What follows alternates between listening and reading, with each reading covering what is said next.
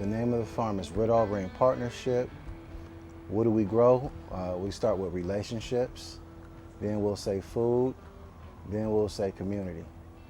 My name's Tim Lewis. I'm the Outreach Director down here at Red All Green Partnership, and I have the pleasure to introduce my confidant and counselor and friend and family member, Dr. Greenhand, Dr. David Greenhand Hester. Well, the farm, we've been at the farm for almost about 13 years now. And when we first started, we got 1 1/3 acres. And since that time, we expanded to about 19 acres. We actually searched for almost a half a year before we actually got this piece of land. Different communities in this area were underserved. And I would just say that this war just wasn't taken care of. Originally, we were going to get 9 acres, but I hate to say it, but they probably thought we were going to fail because we were a black organization. No one ever heard of us before.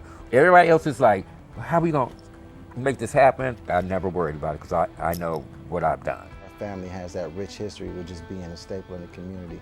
So it's the same thing with Red All Green Partnership, being a staple in the community, offering those same things, food, services, and opportunities, and really just opening the doors of expansion for us to be able to, create community.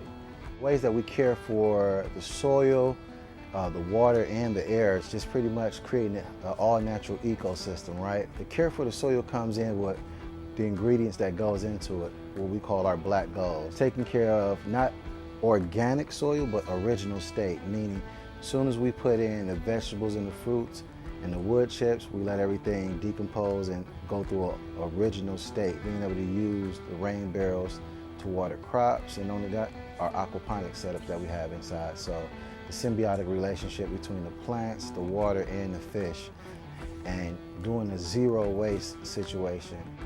The way the farm fits into an equitable food system, when you come down to Red All Green Partnership, the first thing you see is an ecosystem. From the curriculums that we teach, to the food that we grow, and to every structure down here, because you're seeing every step from, like I said, curriculum, currency, community. You're seeing everything being involved in one setting. We just look for every way possible to invite community in, so that in that way they feel accepted and a part of the greater picture, the bigger picture of sustainability.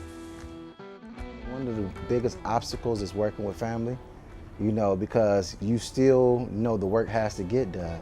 So learning how to overcome your personal for the greater cause. There really is no space for retreat, so you literally turn your work into your sanctuaries. The advice that I would give to a beginner farmer that's interested in what we're doing down here at Red All Green Partnership, don't focus or look at what we're doing.